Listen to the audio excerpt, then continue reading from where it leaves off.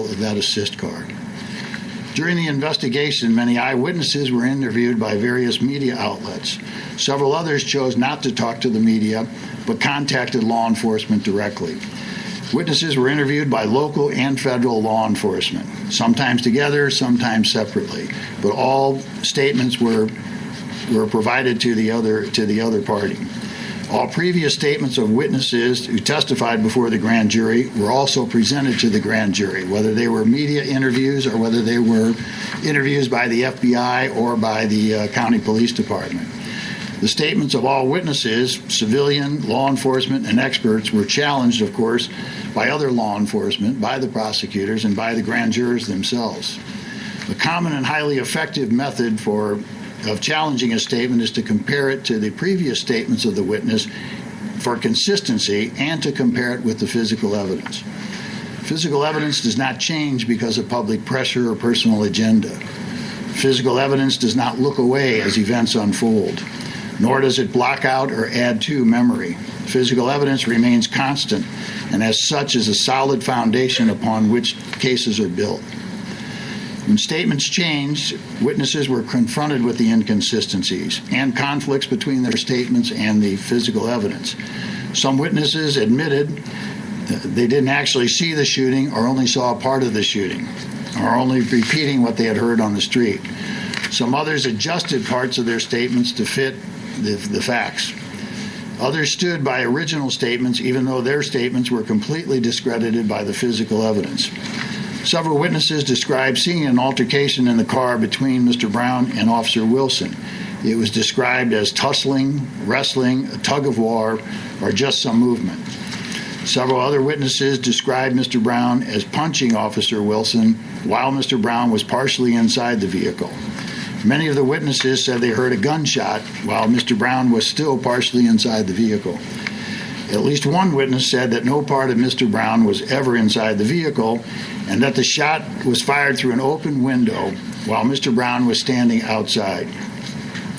The vehicle and Officer Wilson's clothing and equipment were examined by various technicians and scientists.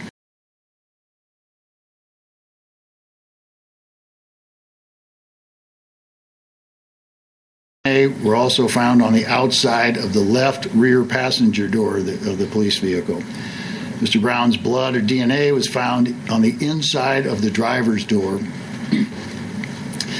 the upper left thigh of Officer Wilson's pant leg, the front collar of Officer Wilson's shirt, and on Officer Wilson's weapon. Additionally, a bullet weapon was located inside the driver's door. The shot was fired from inside the vehicle, striking the door in a downward angle at the armrest. The second bullet was not recovered. Regarding the gunshot wound to Mr. Brown, it should be noted that the 3 separate autopsies were conducted.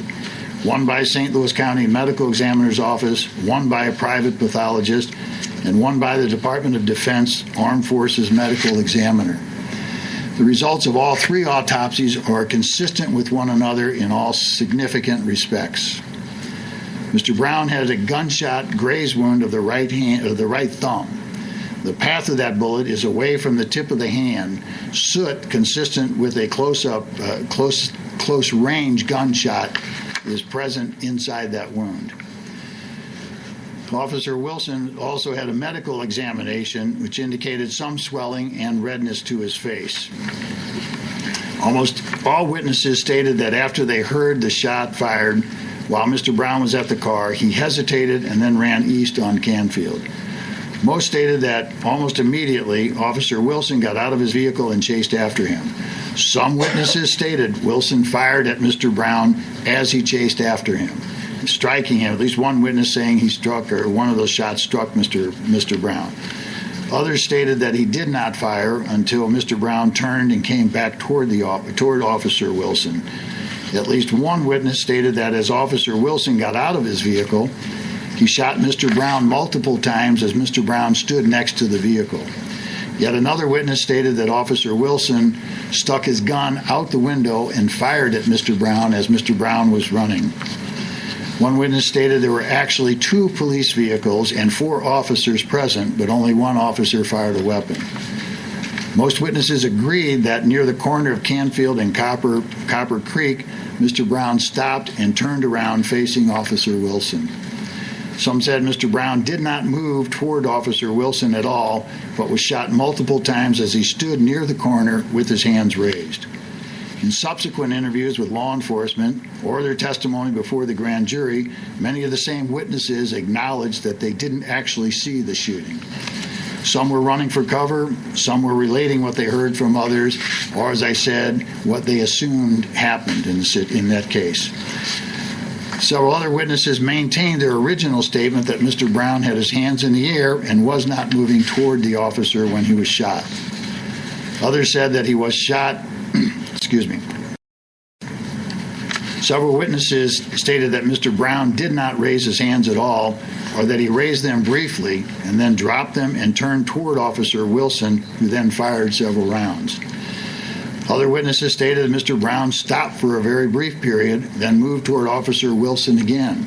One described his movement toward Officer Wilson as a full charge. According to some witnesses, Officer Wilson stopped firing when Mr. Brown stopped moving toward him and resumed firing when Mr. Brown started moving toward him again. These witnesses did not make any statements to the media. The description of how Mr. Brown's hands raised his hands or the position of his hands is not consistent among the witnesses. Some described his hands as being out to his side. Some said in front of him with his palms up. Others said his hands were raised near his head or were by his shoulders. Still others said they were in front of his chest or down by his stomach. Others described his hands as being in a running position or in fists. There are also various witness statements regarding Mr. Brown's movement after he stopped and turned back toward Officer Wilson. Several witnesses said Mr. Brown never moved toward Officer Wilson and was shot where he stood at the corner. Most said that the shots were fired as he moved toward Wilson. Mr. Brown's movements were described as, they said, on walking, moving fast, stumbling, or a full charge. Like other aspects of this case, the varying descriptions were sometimes provided by the same witnesses in subsequent statements or testimony. The entire area was processed by the St. Louis County Crime Scene Unit. A total of 12 rounds were fired by Officer Wilson. 2 shots at the car, 10 more shots.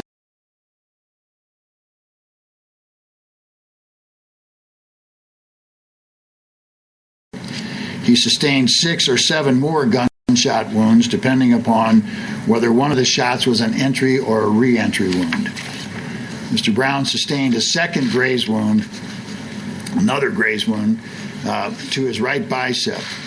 He also sustained wounds to his right forearm, upper front right arm, lateral right chest, upper right chest, forehead, and top of the head. The top of the head, forehead, and perhaps the upper right chest were consistent with his body.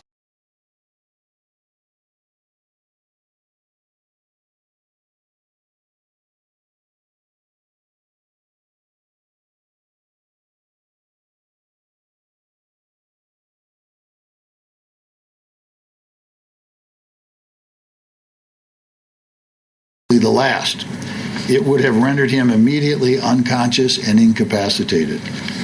Mr. Brown's body was located approximately 153 feet east of Officer Wilson's car.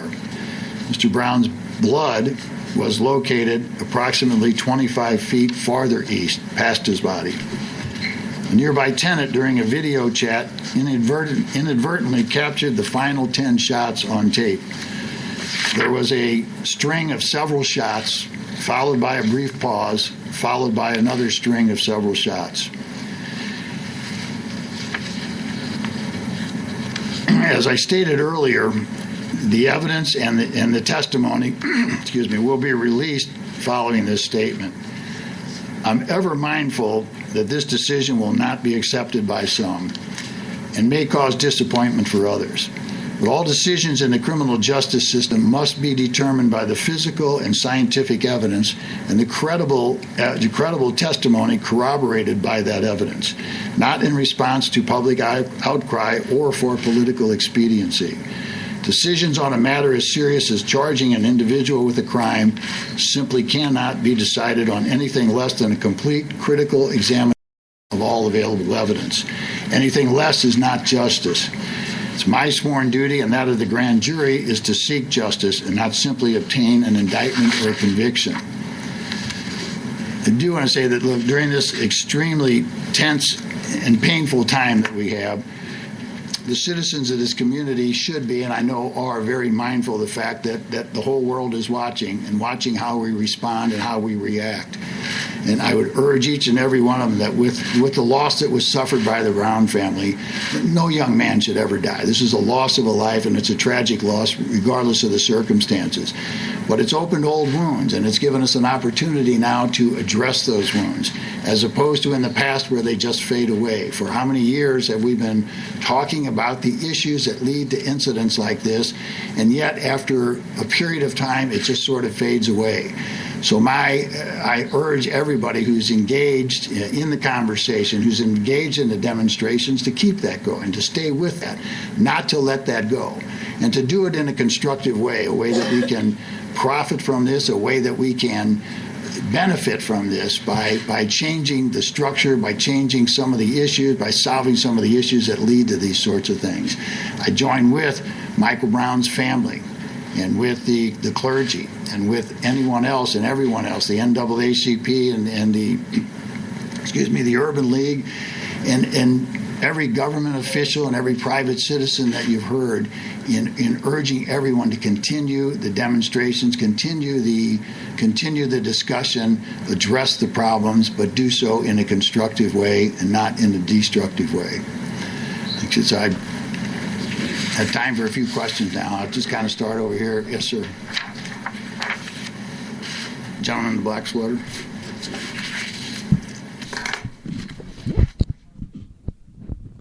So there you have it. No, leave it. There you have it. That is the decision by the grand jury in Missouri not to indict Officer Wilson. So what do you say, Marjorie? Well,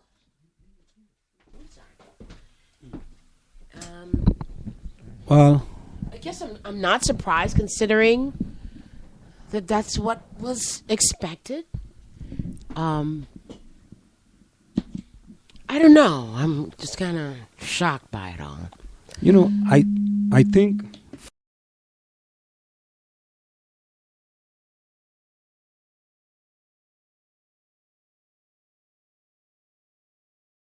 at the gun store in Ferguson had information. Mm-hmm.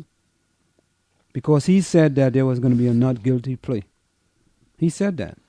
So, I mean, we didn't jump to any conclusions when he made the statement, but... No, he certainly said it with great conviction. Yeah, I believe. and no, what he's saying is true. Mm-hmm. So, what happened is that somebody in the grand jury leaked information to him. Somebody told him, don't sell that gun to that person of color because of the non-indictment that's going to come down. She may use that gun in the wrong way. So, hey, listen. I guess now the federal government, it's up to the federal government now. Well, he said that the feds were in on the investigation. Yeah, but you know they do their own investigation. The federal government, it's a little different, you know. Now, the prosecutor is the one, I guess, who did all the investigation. Yeah, and came to the conclusion based on what the grand jury came back. So he presented what the jury came out with. Yeah. Based on all their interviews and all the forensic evidence, and and he made it seem as if the word over social media sort of distorted or shaped what the message was. I don't know what to say. I'm not surprised. And they said that they were not there to do anything socially expedient. but to come up with the truth. Hmm. So, But